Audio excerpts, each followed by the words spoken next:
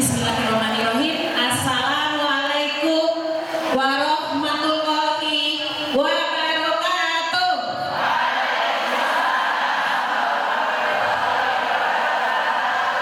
Innal hamdalillah nahmaduhu wa nasta'inuhu wa na'udzu billahi min shururi anfusina wa min sayyiati a'malina may yahdihillahu fala mudhillalah wa may yudlil fala hadiyalah. Asyhadu an la ilaha illallah wahdahu la syarikalah wa asyhadu anna Muhammadan abduhu wa rasuluhu amma ba'du.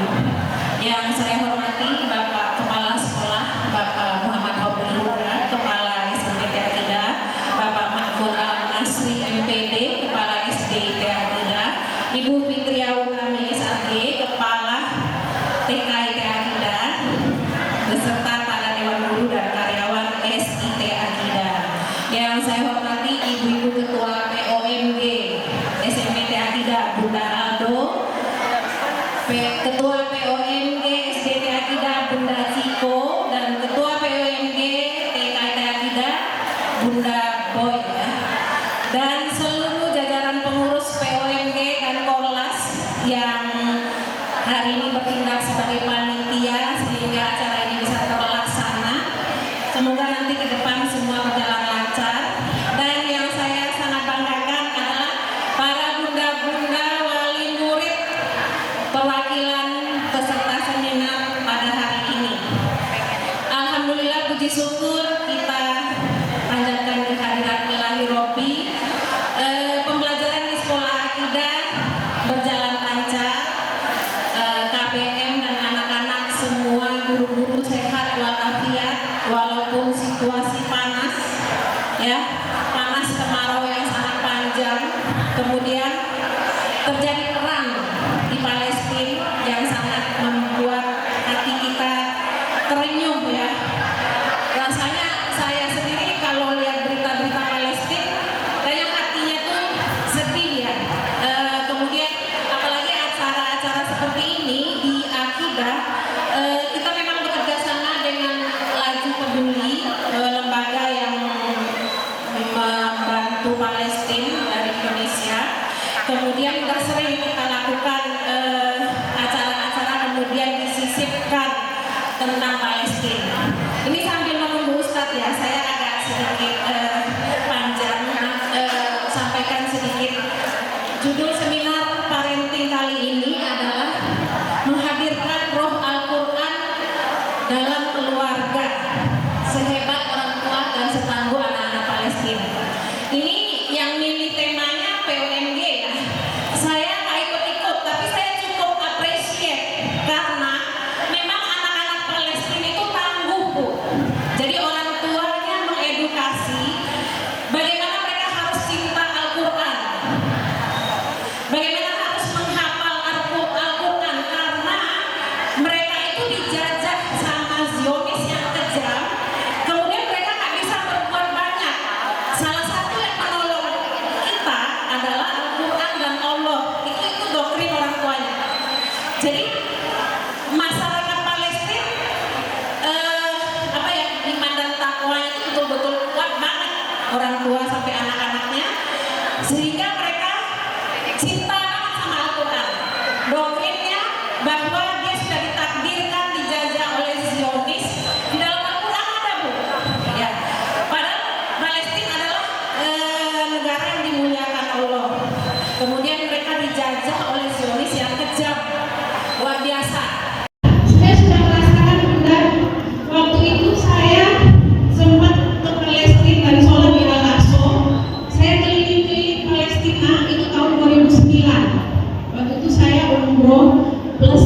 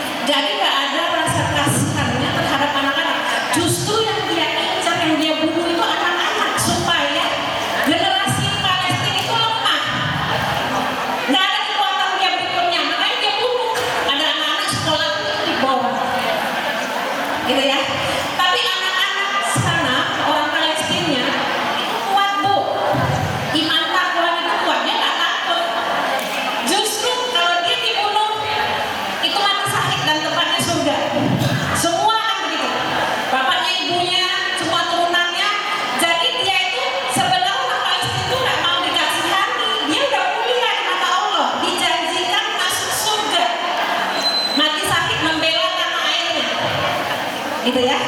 Jadi anak-anak termasuk ustaz yang kita suka datangkan ke akidah, Ustaz Ibrahim, Syekh Ibrahim ya, itu asli Palestina Bun. Itu kemarin rumahnya dalam serangan baru-baru ini rumah keluarganya hancur, dibom, gitu ya. Nah, Ustaz Ibrahim itu sempat cerita kepada saya, Ustaz, saya udah pernah ke Palestina, sholat di Al-Aqsa. Kemudian Imam Al-Aqsa itu waktu itu berpesan kepada kami, grup itu, yang paling banyak dan paling sering berkunjung ke Masjid Al-Aqsa itu orang Indonesia. Jadi yang paling banyak berbuat, jadi orang Indonesia itu pantang menyerah walaupun sama tentaranya itu masuk imigrasinya itu dikerjain kayak tadi tuh kayak kita bukan manusia, tapi orang Indonesia itu tetap datang tuh ke sana.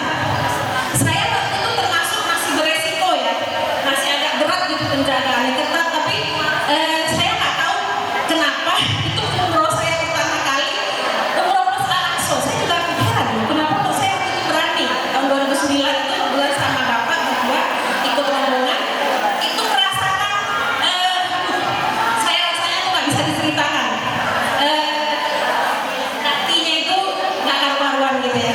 Tapi semenjak saya itu pertama kali saya umroh itu mengunjungi 3 masjid yang Allah muliakan, itu orang muslim disunahkan kunjungilah 3 masjid besar yang Allah muliakan. Satu Masjid Al-Aqsa, Masjid Nabawi di Palestina, Masjidil Haram di Palestina. Nah, setelah saya pulang dari Al-Aqsa itu, dari Palestina itu, saya hijrah. Tadinya masih jahiliyah Bu, jadi saya awal-awal mendirikan sekolah kerjasama dengan teman gitu kan. Saya belum hijrah ya, belum pakai kerudung.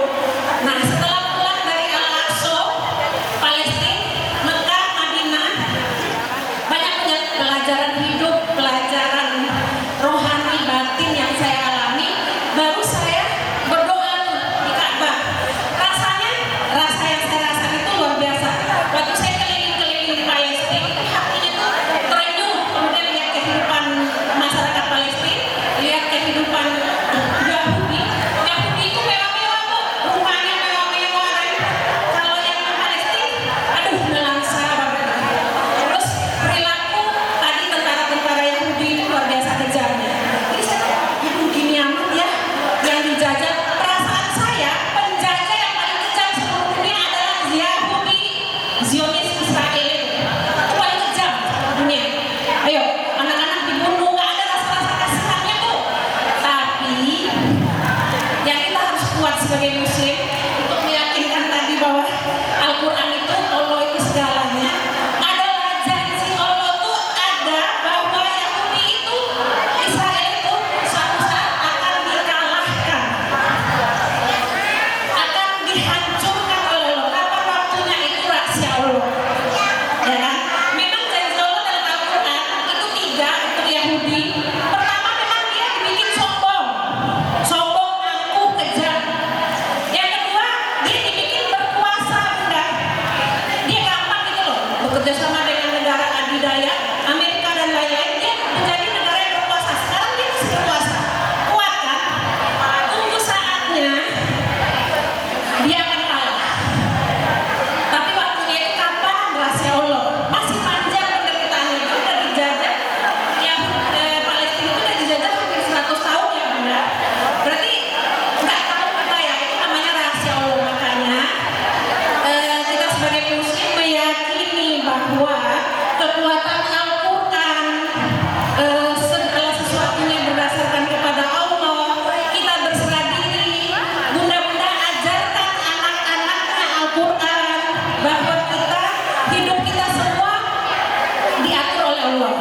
Terus bagaimana kita sebagai umat muslim menerima takdir bangsa Palestina seperti itu. Dia terima takdirnya, gitu.